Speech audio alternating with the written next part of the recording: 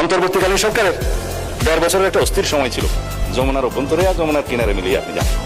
সেই সময় আমরা দেখেছি যারা আজকে করাপশনের জন্য হিসাব নিতে বলছেন এবং ব্যবস্থা নিতে বলছেন, ফরেন লোনের কথা বলছেন, আমি মাননীয় প্রধানমন্ত্রীকে অনুরোধ করছি আজকে ইন্টারিম গভর্নমেন্টের 18 মাসের সকল কিছুর জন্য আপনি দুর্নীতি দমন কমিশনকে নির্দেশ করুন।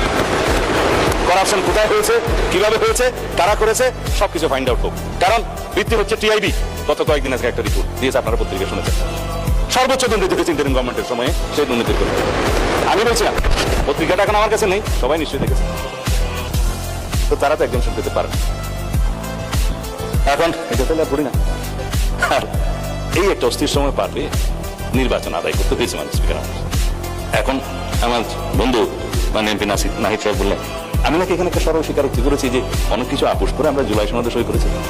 হ্যাঁ, আমরা নির্বাচনের স্বার্থে, জাতীয় স্বার্থকে রক্ষা করে জুলাই সনদে সবাই মিলে আমরা সমঝোতায় এসেছি এবং আমরা স্বাক্ষর করেছি। হয়তো আমরা ওই সমস্ত পয়েন্টে একমত নাও হতে পারতাম, কিন্তু জাতির স্বার্থে আমরা সেটা আপোষ করেছি। এটা কেন মিস ইন্টারপ্রিট করা হচ্ছে? যাদের প্ল্যান ছিল নির্বাচন হবে না, 5 বছরের জন্য থেকে যান, সেটাও তো আমাদের নজরে রাখতে হয়েছে।